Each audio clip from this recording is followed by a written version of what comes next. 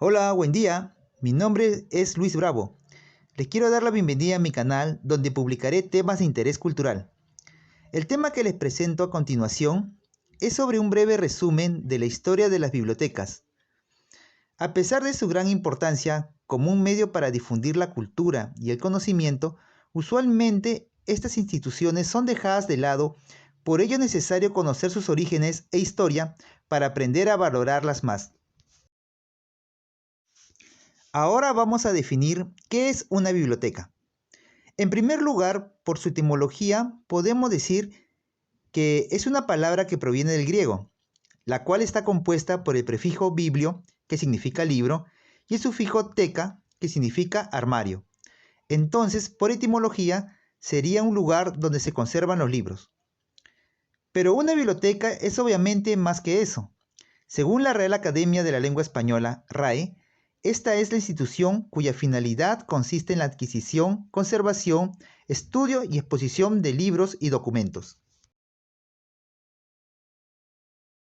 Bibliotecas en la antigüedad. Las bibliotecas surgen con el descubrimiento de la escritura. Por ello, no es probable que hayan existido en la era prehistórica. Estas surgen más bien con las civilizaciones más antiguas, como la Babilonia, Asiria y egipcia. Su finalidad fue sobre todo religiosa, astrológica, administrativa y legislativa, y solo tenían acceso a ellas grupos de poder privilegiados. En Grecia más adelante surgen bibliotecas públicas donde tenían acceso todas las personas que sabían leer, pero que eran muy pocas en aquella época. Los temas que se podían hallar ahí eran filosóficos, literarios, entre otros. A continuación veremos dos bibliotecas representativas de la antigüedad.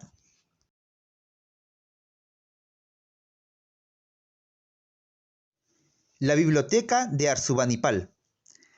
Arsubanipal fue el último rey de Asiria, quien gobernó del 668 a.C. al 627 a.C.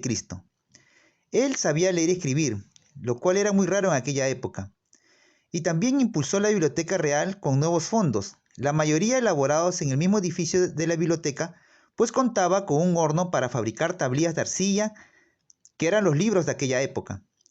Se cree que llegó a tener en su apogeo hasta 1500 tablillas. Una de las más célebres fue el poema de Gilgamesh, relato del diluvio anterior al Arca de Noé. A mediados del siglo XIX, el arqueólogo inglés Sir Austin Henry Lavard descubrió muchas de estas tablillas correctamente clasificadas por materias como la adivinación, exorcismos y hasta recetas médicas. La Biblioteca de Alejandría. Creada pocos años después de la fundación de la ciudad por Alejandro Magno, en el 331 a.C., tenía como finalidad compilar todas las obras del ingenio humano, de todas las épocas y todos los países, que debían ser incluidas en una suerte de colección inmortal para la posteridad. Se cuenta que cada embarcación que encallaba en el puerto de Alejandría era retenida y todos los libros que llevaban eran confiscados para ampliar su colección. En su máximo esplendor llegó a albergar entre 490.000 y 700.000 libros en papiro. La biblioteca fue destruida totalmente en el 640 después de Cristo por orden del sultán Omar, quien dijo: si esos libros están de acuerdo con el Corán, no tenemos necesidad de ellos, y si estos se oponen al Corán, deben ser destruidos. Ahora pasemos a las bibliotecas en la Edad Media. Con la caída del Imperio Romano de Occidente, que dio fin a la Edad Antigua, las bibliotecas de las diferentes ciudades en Europa entraron en decadencia. Los nuevos gobernantes bárbaros no les dieron la importancia de vida. Fue ahí donde la Iglesia desempeñó un papel predominante y realizó una misión esencial como conservadora de la cultura. Bibliotecas conventuales. De esta manera surgieron las bibliotecas conventuales. El saber de la antigüedad clásica, en griego y latín, se conservó en los monasterios cristianos, donde se guardaban y copiaban los libros. Un monje experto dirigía el trabajo y además podía encargarse de la biblioteca. Otras veces existía una persona encargada exclusivamente de la biblioteca, llamada el librarium. La lectura podía ser en privado, en la celda o en el claustro, o también en forma de trabajo, traduciendo o copiando libros existentes. Se hizo uso del pergamino hasta la aparición de la imprenta. Las bibliotecas en la Edad Moderna. Justamente con la aparición de la imprenta, inventada por Johannes Gutenberg en el año de 1440, se produjo la proliferación del libro y lo hizo accesible a más personas. Asimismo, el surgimiento de las ideas renacentistas inculcaba un amor por las artes y las letras, sobre todo del mundo clásico. Estos dos factores impulsaron el surgimiento de bibliotecas en otros ámbitos ajenos al religioso, y es así como surgen las bibliotecas reales y las bibliotecas universitarias, entre otras. Las bibliotecas reales. Estas eran colecciones privadas de príncipes y reyes que reunían ejemplares, a veces únicos y raros, cuyos autores e impresores regalaban a los monarcas de entonces. Las principales se establecieron en Inglaterra, Francia y España. Con el acervo de las colecciones reales y privadas se erigieron después las bibliotecas nacionales. Seguidamente veremos dos de las más representativas. Biblioteca Nacional de España. En 1712, Felipe V crea la Biblioteca Real con dos finalidades: fomentar el estudio de los súbditos y reunir las bibliotecas de los nobles emigrados que luchaban en la guerra en apoyo de Carlos de Austria. Su sede es el pasadizo que une el Real Alcázar con el Monasterio de la Encarnación. En 1836, la Biblioteca Real cambia su denominación por Biblioteca Nacional y pasa a depender del gobierno. Actualmente, la Biblioteca Nacional es el principal centro informativo y documental sobre la cultura escrita, gráfica y audiovisual de España. Biblioteca Nacional de Francia. La Biblioteca Nacional de Francia tiene su origen en la Biblioteca Real fundada en el Palacio del Louvre por Carlos V en 1368. Actualmente se le conoce como Biblioteca Nacional y está ubicada en París. Es el depósito nacional de todo lo que se publica en Francia y también posee amplias colecciones históricas. Ahora pasaremos a describir las bibliotecas en la actualidad. Las ideas de libertad, igualdad y fraternidad proclamadas en la Revolución Francesa también calaron en el mundo de las bibliotecas. Así surgieron los conceptos modernos acerca de la biblioteca actual, con su carácter de servicio al público, de uso comunitario, de uso individual y gratuito de libros. La Biblioteca Nacional es una institución que surge en el siglo XVIII, como consecuencia directa de la necesidad de conservar y difundir el patrimonio cultural nacional y en conjunto el saber universal de cada uno de los países donde se establece. En la actualidad las bibliotecas se dividen según el tipo de usuarios a que van dirigidas.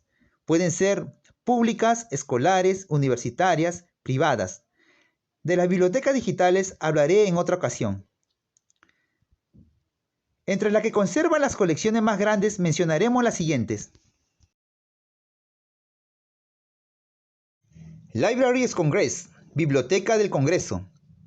Esta ocupa 3 edificios en Capitol Hill, en Estados Unidos. El edificio Thomas Jefferson, que se fundó en 1897, el edificio Adams, que fue construido en 1938, y el edificio conmemorativo James Madison, que se terminó en 1981. Colecciones.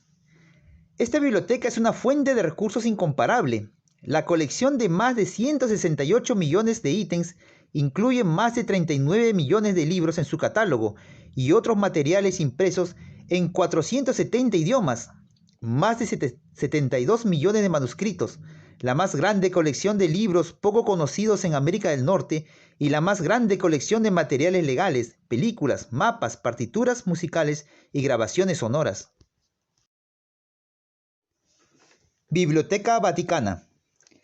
La Biblioteca Apostólica Vaticana se encuentra en el Palacio Apostólico y el ingreso es por el patio del Belvedere en la Ciudad del Vaticano. Se cree que fue fundada por el Papa Nicolás V, quien dirigió a la Iglesia entre 1447 a 1455.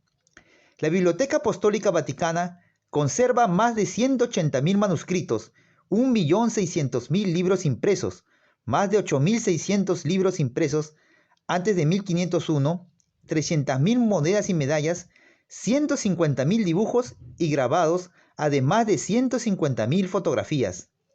El Códice Vaticano, uno de los pergaminos más antiguos de la Biblia, se encuentra entre sus colecciones más valiosas.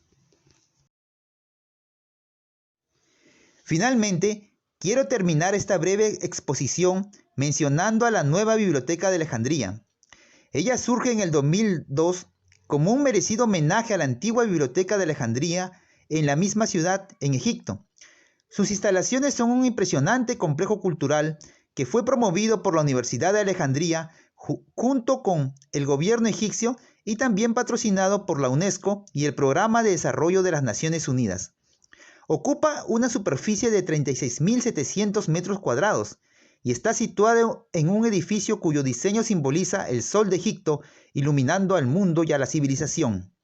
Se calcula en 4 millones de libros su colección.